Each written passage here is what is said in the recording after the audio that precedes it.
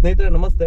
ಶಿವಮೊಗ್ಗ ಮೃಗಾಲಯದಲ್ಲಿ ಕರ್ತವ್ಯ ನಿರ್ವಹಿಸುತ್ತಿದ್ದಂತಹ ಪಶು ವೈದ್ಯೆ ಡಾಕ್ಟರ್ ಸಮೀಕ್ಷಾ ರೆಡ್ಡಿ ಅಂತ ಹೇಳಿ 27 ವರ್ಷ ಇರಬಹುದು. ಅವರು ನಿನ್ನೆ ಹಿಪ್ಪೋ ದಾಳಿಗೆ ತುತ್ತಾಗಿ ಮೃತಪಟ್ಟಿದ್ದಾರೆ.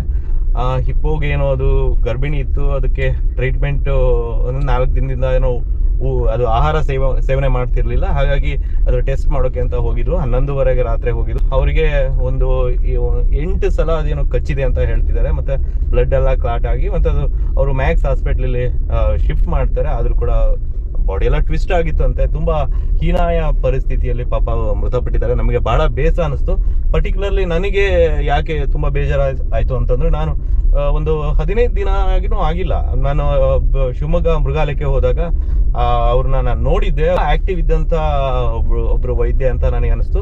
ಸ್ವಲ್ಪ ಜಾಸ್ತಿ ಆಸಕ್ತಿ ಇದ್ದಂಗೆ ಕಾಣ್ತಾ ಇತ್ತು ಅವರಿಗೆ. ಈ ತರ ವನ್ಯಜೀವಿಗಳದ್ದು ಇರ್ಬೋದು, ಅಥವಾ ಕೇಜಲ್ಲಿ ಇರ್ಲಿ ಅಥವಾ ಹೊರಗಡೆ ಇರ್ಲಿ, ಅವುಗಳ ಬಿಹೇವಿಯರ್ನ ನಾವಂತೂ ಅಬ್ಸರ್ವ್ ಮಾಡೋಕ್ಕಾಗೋದಿಲ್ಲ. ಅದು ವೈದ್ಯರಿಗೆ ಇನ್ನೂ ಚೆನ್ನಾಗಿ ಗೊತ್ತಿರುತ್ತೆ. ಬಟ್ ನಮ್ಗೆ ಈ ಸುದ್ದಿ ಬಂದ ತಕ್ಷಣ ನಿಜವಾಗ್ಲೂ ಶಾಕ್ ಆಯ್ತು. ತುಂಬಾ ಯಂಗ್ ಇರುವಂತ ಮತ್ತೆ ಹೆಣ್ಮಕ್ಳು ಆತರ ಬಂದು ಈ ತರ ಎಲ್ಲ ಬಹಳ ಅವರಿಗೆ ಕ್ಯೂರಿಯಾಸಿಟಿ ಇರುತ್ತೆ. ಮತ್ತೆ ಏನೋ ಒಂದು ಒಳ್ಳೆ ಅಸೆಟ್ ಆಗ್ತಿದ್ರು ಏನೋ. ಪಾಪ ಈಗ ಮೃತಪಟ್ಟಿದ್ದಾರೆ. ಅವರು ಮೂಲತಃ ಬೆಂಗಳೂರಿನವರು.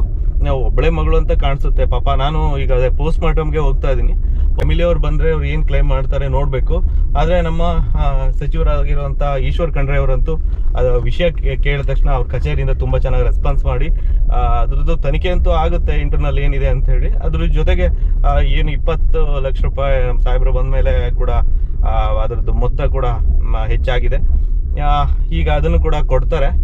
ಏನೇ ಕೊಟ್ಟರು ಕೂಡ ಜೀವ ಬರೋದಿಲ್ಲ. ಅದರಲ್ಲೂ ಕೂಡ ನಮ್ಮಂತವರಿಗೆ, ನಾವು ಫೀಲ್ಡ್ ಅಲ್ಲಿ ಇದ್ದಾಗ ನಮಗೆ ಈ ತರ ವೈದ್ಯರನ್ನೆಲ್ಲ ನೋಡಿರ್ತೀವಿ. ಎಲ್ಲೋ ಒಂದ್ಸರಿ ನಮಗೆ ಮೃತಪಟ್ಟಾಗ ಬಹಳ ಬೇಜಾರಾಯಿತು ನನಗಂತೂ ಕೇಳಿ. ನನಗೆ ಸಾಧ್ಯವಾದ್ರೆ ಅವರ ತಂದೆ ತಾಯಿಯವ್ರನ್ನ ಮಾತಾಡಿಸೋ ಪ್ರಯತ್ನ ಮಾಡ್ತೀನಿ. ನೋಡೋಣ ಏನಾಗ್ತದೆ ಅಂತ ಹೇಳ್ಬಿಟ್ಟು ಅಪ್ಡೇಟ್ ಮಾಡ್ತೀನಿ. Thank you.